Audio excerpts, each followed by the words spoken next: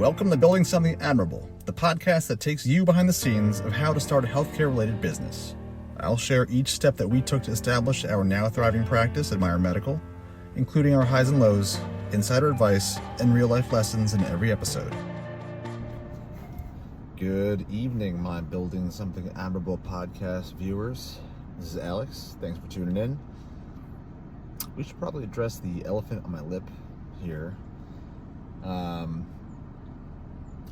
Like any good, responsible man who can grow a decent beard, when I was shaving or buzzing, I did my duty to really annoy my wife and shave it into a mustache for a couple days.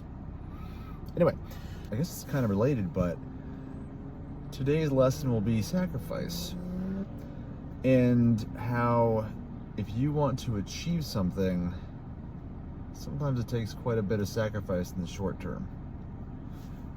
Let's go. So I'm recording this on the Sunday of Memorial Day weekend. And I just spent the entire day, minus a little brief gym break, in my windowless office, the door closed, avoiding all signs of beautiful weather and fun stuff around me. Yeah, it was a bummer. But at the same time, it was the only time I could find to focus on the book uninterrupted, because editing a book requires a pretty long period of sustained attention. You got to get in the flow, and of course I hit the flow pretty much in the last hour when I knew I had to leave soon. But when it comes to things like that, when it comes to doing something, not that I'm extraordinary or the book's extraordinary, but just something extraordinary, something that other people aren't willing to do, that's the stuff that's going to make you stand out. And that's what I tell myself whenever I want to feel sorry for myself for kind of a self-imposed stint in my office jail. Because if you want to be a successful entrepreneur and you want to truly achieve something others can't achieve, you have to be doing what others aren't willing to do. And I'm pretty sure I paraphrased that from one of the usuals, Alex Hormozy or Russell Brunson or one of them. But I mean, it's really the truth. And that kind of, I use it almost as an affirmation now, because you're gonna miss birthdays, you're gonna miss parties, you're gonna miss weekends, you're gonna miss all those things. But that's one of the benefits of doing this in a medical entrepreneurship setting. You're kind of used to it already. Your families, unfortunately, probably are too. There's definitely an element of, well, not an element, it's entirely delayed gratification. There's an absolute skill you develop in the long runway before being an independent practitioner or any kind of similar level of being in the position to start a business in healthcare, because the training period is necessarily long. It's very appropriate, and for a very long period of time, all you're doing is building up your foundation of student loan debt with not a lot to show for it for a while. So when the time comes that you need to delay further getting some payout here, I mean, it's kind of like the benefit or the other side of the coin of a sunk cost fallacy. You've already put so much time into it. It's only going to take a little more time. But that little extra time is what's going to take you to the point where you can have much more control over your life later, or retire earlier, or whatever your end goal is and the reason why you're doing this, besides the fulfillment and the enjoyment and the excitement of entrepreneurship.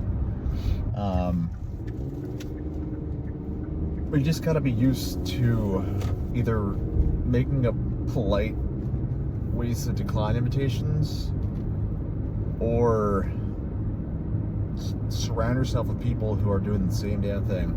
And eventually, yeah, people will stop asking you to go out for a while.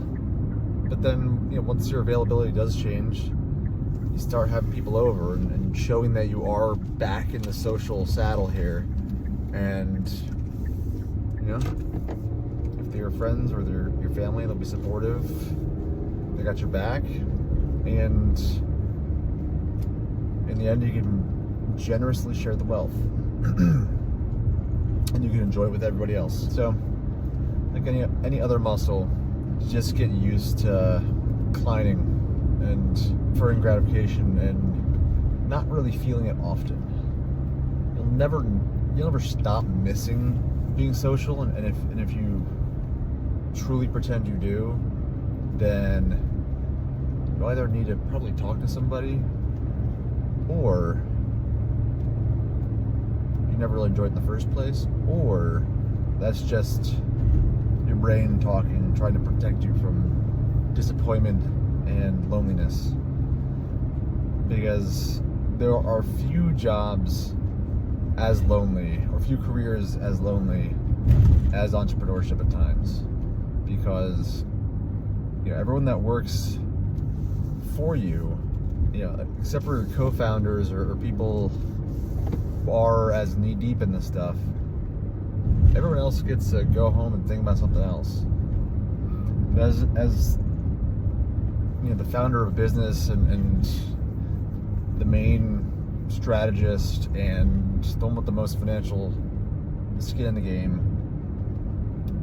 you will never be able to turn it off. And after a while, you kind of enjoy that, because every little inconvenience in your life will be an idea that you can incorporate into your business. How you can make it more efficient, how you can better communicate something about your service or product, how you can increase the outreach, how you can build a following. All these things, when you can't turn your brain off, or at least can't turn that part off, eventually you start making those novel connections that really make it stand out. You get to the point where someone in your organization will be working on a problem, and they may be banging their head against the wall for a couple days on this, or just moving along in what they think is an appropriate pace, and they ask you for one point of clarification, and without spending the several days directly working on that, because you live it for so long, you can very quickly provide often a more insightful answer than some of the other folks in your organization. But you don't have to be doing it all the time. So that's a cool part of it, is because you live it for so long, and it's in your blood after a while, and it's this collection of neurons constantly firing about Admire Medical. Whenever someone in the practice has a question that they need to ask you, you rarely need a ton of context. You're kind of the lighthouse for all of the little sailors in your company. And there's something very fun and rewarding about that.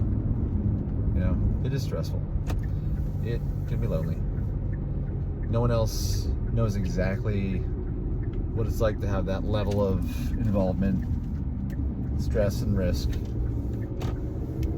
But no one else gets the same level of achievement when you do pull off something truly admirable, something that hasn't been seen before. We've had a few patients recently who have given us really nice compliments in our to us, it doesn't feel like we did anything particularly special or different. We just gave them the time to talk, and we were there to listen. That's one thing that we were able to create by doing this our own way from the start, and it's just the fun of it. It makes the holidays in your office with the door closed, not that big of a deal because you're, for more details, today I was working on the patient-specific prehab book, and this thing's been a long time coming, and I kind of stalled a little bit in working on it recently. But now I'm doing one of the, not final, but later read-throughs cover to cover. And I'm going page by page, and I'm hearing some of the kind of playful turns of phrase and little dad jokes tucked in there. And the other day, for the first time, I pictured my friends or family, the ones who didn't know that this has been in the works for so, suddenly learning about it and cracking that thing open and seeing my personality in there and getting how much work it must have been, and seeing that, and then connecting it to all the times that I wasn't able to come out for something, and that kind of recharges the batteries briefly. It's not a sustainable thing forever, I'm certainly not going to be a serial author. After this one and the textbook are done, probably going to hang up the writer's hat for a while, because that'll leave more time for other admire stuff. Writing is a good skill to have in entrepreneurship in general, and part of what makes you a good clinician, if that's your aspect of medical entrepreneurship, is the skill that you develop in communicating and translating difficult medical topics into understandable, normal person language. And writing is just an extension of that. So even if you don't enjoy writing right now, you might find that you do, given the right topic and time. For someone who loves writing, you might be able to crank out some good text in between a couple busy meetings. For someone who absolutely hates it, you might have to have some dedicated, nothing else going on time to be able to put something like this together. But you do it once, and then it's done. Anything artistic is never really done. You just stop for a while, and then maybe do a version 2 or something. Or any painting, never truly finish. You just decide to stop working on it and sell it or hang it up or whatever. In this case, this book is just going to be a collection of really important prehab topics and a means of introducing, anyone who's mildly interested, introducing them to the Admire ethos and our playful way of talking about important health concepts in the face of major diagnoses or major surgeries upcoming. That's just something we love to do. And by working on the book and including the team in that, it becomes a full team project and something that we can have some pride in, and the accomplishment of that.